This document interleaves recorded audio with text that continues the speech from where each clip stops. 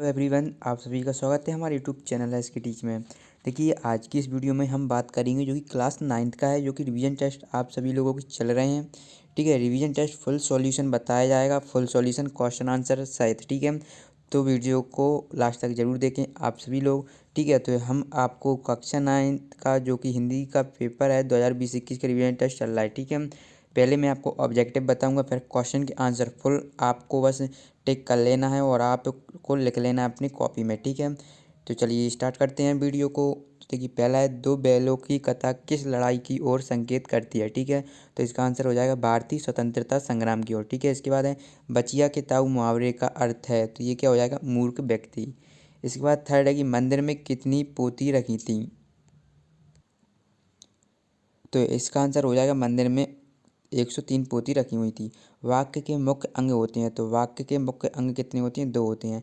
Kalindi cool कंदम की डारण में अलंकार है, तो ये अनुप्रास अलंकार है। इसके बाद प्रश्न क्रमांक 2 पर बात कर लेते हैं कि अर्थ की दृष्टि से वाक्य के प्रकार होते हैं, तो 8 होते हैं। ठीक है, नवरत्न में द्विगु समास है, संगोष्ठी में उपसर्ग होता है, सम होता है, भरिया का अभिप्राय होता है, तो ये भारवाहक है, वाक्य में घर का प्रतीक होता है, ये परमात्मा है। ठीक है, इसके बाद प्रश्न क्रमांक 3 पर बात कर लेते हैं। ठीक है, तो गधे में गुणों की पराकाष्ठा है। ठीक है, तो आपको बताना जो गधे में गुणों की पराकाष्ठा है,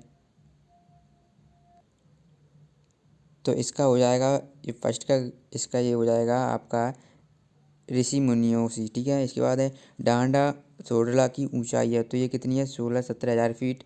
फका फकी इसका हो जाएगा पक्ष विपक्ष। कच्चे सकोरे इसका हो जाएगा स्वाभाविक रूप से कमजोर। और सूरज का व्याह रामधारी सिंह दिनकर।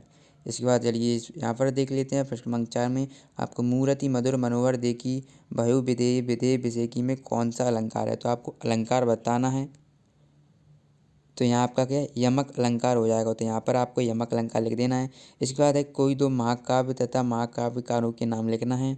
ठीक है, तो महाकाव्य पहले तो आपको क्या, रामचरितमानस लिख दीजिए आप लोग, रामचरितमानस। ठीक है, इसके जो महाकाव्यकार हैं वो कौन है, तुलसीदास हैं, तुलसीदास जी। ठीक है, तुलसीदास। इसके बाद अगर आप दूसरा लिखना चाहते हैं तो आप कामायनी लिख सकते हैं, जयशंकर प्रसाद, कामायनी जय शंकर प्रसाद। ठीक है, इसके बाद चलिए नेक्स्ट क्वेश्चन देख लेते हैं।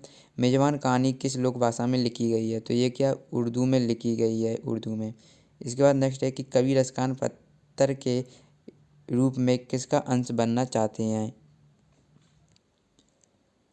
तो ये गोवर्धन पर्वत का बनना चाहते हैं। इसके बाद निरापद सहिष्णुता का अर्थ स्पष्ट कीजिए। ठीक है, तो आपको क्या निरापद सहिष्णुता का यहाँ पर अर्थ बताना है,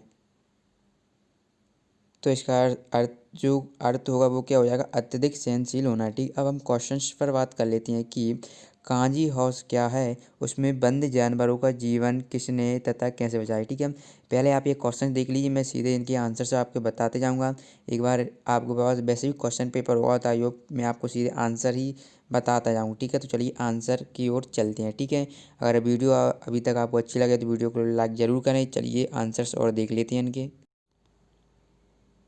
तो चलिए जैसा कि क्वेश्चन 7 का आंसर आप देख सकते हैं, आपकी स्क्रीन पर शो रहा है। क्वेश्चन क्या, मुझे मेले में घूमना अच्छा लगता है। ठीक है, अब क्वेश्चन नंबर 8 में क्या आपको पर्यायवाची शब्द लिखना था, तो मैंने यहाँ पर लिख दिए हैं, जल का लिख दिया, नीर पानी, बादल का लिख दिया है, मेघ गगन, और सूर्य का दिनकर भास्कर दिवाकर लिखना चाहते हैं तो लिख लीजिए, हवा का पवन और वायु। ठीक है, इसके बाद नेक्स्ट है जो कि क्वेश्चन नंबर आपका है 11। ठीक है, क्वेश्चन नंबर देखिए अभी क्या जी, ऊपर नीचे मैंने लिखे हैं, आप टैली कर लीजिए, 7 8 फिर 11 11 है, लेकिन पूरे क्वेश्चन हैं इस वीडियो में। ठीक है, फुल क्वेश्चन मिलेंगे आपको पूरे के पूरे। ठीक है, तो वीडियो को लास्ट तक जरूर देखना, तभी आपको समझ में आएगा बस, क्योंकि क्वेश्चन थोड़े ऊपर नीचे हैं तो ये आप खुद मिला सकते हैं। ठीक है, तो क्या है, जो कि आपको एक शब्द या एक वो एक शब्द के लिए लिखना है।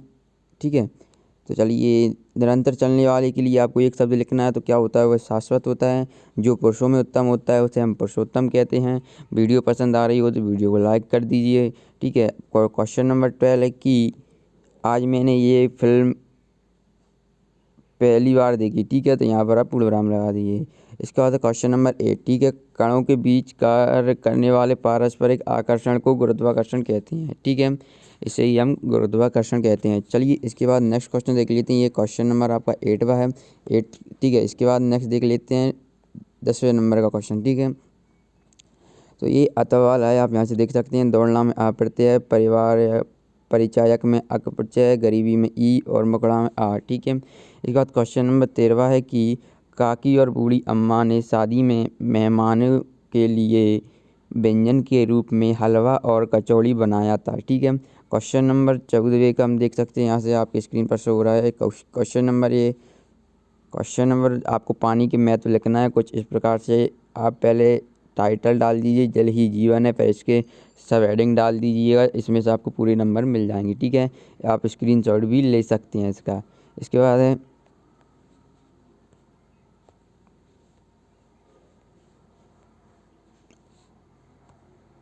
क्वेश्चन नंबर 15वां आपको दिया हुआ है कि आपको क्वेश्चन लिखना है कि एक बीमार मरीज और डॉक्टर की संवाद लिखना है। तो मैंने इस प्रकार से लिख दिया, आप इसका स्क्रीनशॉट ले सकते हैं, ठीक है। चलिए इसके बाद नेक्स्ट देख लेते हैं। तो ये आप थोड़ा अगर दिक्कत हो रही तो मैं यहाँ पर पढ़कर बता देता हूँ कि एक बीमार मरीज डॉक्टर के पास जाता है। तो डॉक्टर उससे पूछता है कि क्या हुआ। जब मरीज बताता है कि वह 2 दिन से भी ज्वर से, यहाँ पर आप ज्वर लिख लेना, ठीक है। ज्वर हो गया है, ज्वर से पीड़ित है तो डॉक्टर उसे चेक करके दवाई तथा विश्राम करने की सलाह देता है, ठीक है। इस प्रकार से आपको ये क्वेश्चन नंबर 15वें का आंसर लिखना है। चलिए इसके बाद नेक्स्ट देख लेते हैं।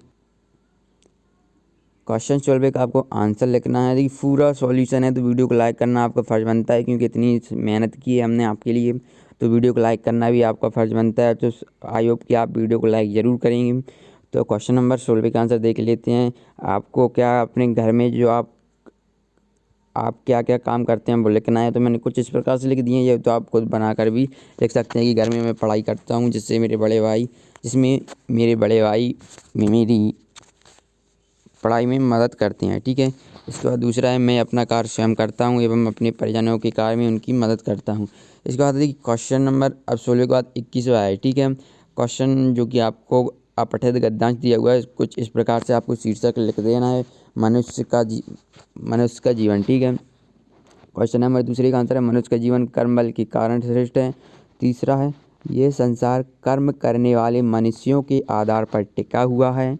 इसके बाद देवता कर्म करने वाले व्यक्तियों से ईर्ष्या करते हैं। इसके बाद है इस पृथ्वी पर ईश्वर मनुष्य प्रदत्त वरदान है, ठीक है।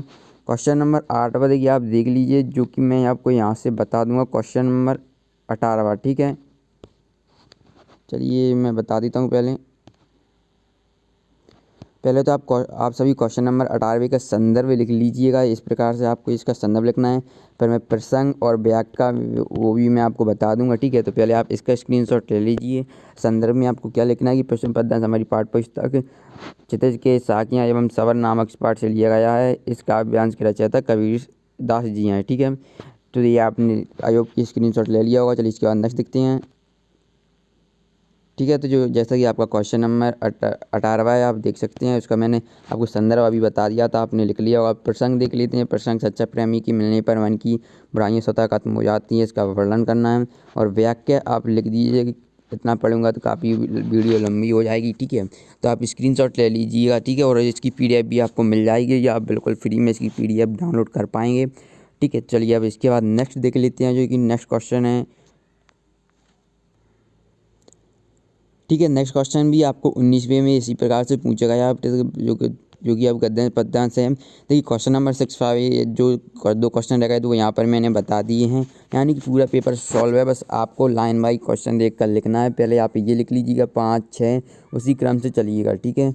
चलिए इस प्रकार से आप ये क्वेश्चन नंबर 19वें का आप लिख लीजिएगा संदर्भ। फिर मैं आपको प्रसंग और व्याख्या बता देता हूँ। क्या ये गद्यांश हमारी पाठ्य पुस्तक क्षितिज के पाठ 2 बैलों की कथा से लिया गया है। इसके रचयिता मुंशी प्रेमचंद जी हैं, ठीक है। चलिए देख लेते हैं इसके दोस्तों। जैसा कि ये आपका दिया हुआ है तो आपको इस प्रकार से कुछ लिखना है। संदर्भ मैंने बता दिया है। प्रसंग आप यहाँ से लिख सकते हैं, स्क्रीनशॉट ले लीजिएगा। आप सभी लोग वीडियो पसंद आए तो वीडियो को लाइक कर दीजिएगा। दोस्तों चैनल को सब्सक्राइब कर लेना, क्योंकि ऐसे ही फुल सॉल्यूशन इस चैनल पर आपको मिलते रहते हैं। तो चैनल को सब्सक्राइब कर लेना, क्योंकि पूरा सॉल्यूशन किसी भी चैनल पर नहीं मिलेगा, या 1-2 क्वेश्चन में छोड़ ही देंगे, लेकिन इस पर पूरा का पूरा सॉल्यूशन आपको प्रोवाइड कराया जा रहा है। तो चैनल को सब्सक्राइब कर लेना, ठीक है।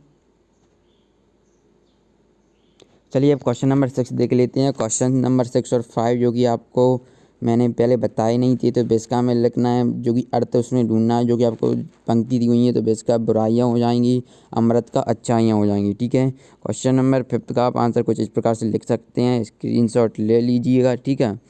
क्या है कि कांजी हाउस वाला क्वेश्चन है कि वह जगह जहाँ जानवरों को रखा जाता है कांजी हाउस कहलाता है, ठीक है। कांजी हाउस में बंद जानवरों को हीरा तथा मोती ने अपने अथक प्रयासों से दीवार को तोड़कर जानवरों का जीवन बचाया है, ठीक है। इस प्रकार से आपको लिखना है। चलिए इसके बाद क्वेश्चन नेक्स्ट देख लेते हैं। बस क्वेश्चन आपको नेक्स्ट मिलाकर लिख लेना है, ठीक है। चलिए नेक्स्ट देख लेते हैं। जो क्वेश्चन है आपका, क्वेश्चन नंबर है 17। आपको क्या प्रेमचंद के बारे में लिखना है, ठीक है। तो यहाँ पर देख लीजिए, 2 रचनाएं लिखना है तो 2 रचनाएं लिख दीजिएगा, भाषा शैली लिखना है तो भाषा शैली, और साहित्य में स्थान, ठीक है। ये क्वेश्चन नंबर 17 है, ठीक है। इस प्रकार से आप इसका स्क्रीनशॉट ले लीजिएगा पहले, ठीक है। रचनाओं में क्या, गोदान, कर्मभूमि, पंच परमेश्वर, बूढ़ी काकी, बड़े घर की बेटी, ये हो जाएंगी, ठीक है। इसके बाद जो आपको क्या पत्र लिखना है, जो कि आपको मैंने अथवा वाला बताया, क्वेश्चन नंबर 20 का, अपने मित्र को एक पत्र लिखकर परीक्षा में उत्तीर्ण होने की बधाइयाँ आपको देना है, ठीक है। तो कुछ इस प्रकार से आपको लिखना है, आप यहाँ से स्क्रीनशॉट ले सकते हैं, ठीक है। पहले आप इतना ले लीजिए, ठीक है। आई होप कि आप सभी लोगों ने स्क्रीनशॉट ले लिया हो। ये क्वेश्चन नंबर 20 है। चलिए इसके बाद हम नेक्स्ट क्वेश्चन देख लेते हैं। तो दोस्तों जैसा कि नेक्स्ट क्वेश्चन है, आपको एक निबंध लिखना है कोरोना वायरस पर। तो मैंने कोरोना वायरस पर एक निबंध लिख दिया है। इस प्रकार से आप इसका स्क्रीनशॉट ले सकते हैं, ठीक है। प्रस्तावना, कोरोना वायरस क्या है, आप इसका स्क्रीनशॉट इतना ले लीजिए, फिर इतना ले लीजिए, ठीक है। इस प्रकार से आप इसके स्क्रीनशॉट लेकर भी और ये आप और ले सकते हैं, क्योंकि आपको कोरोना निबंध पूछा है, कम से कम आपको 200-250 शब्दों में लिखना पड़ेगा, और कुछ इस प्रकार से है, ठीक है। फिर ये आपका आ गया उपसंहार, ठीक है।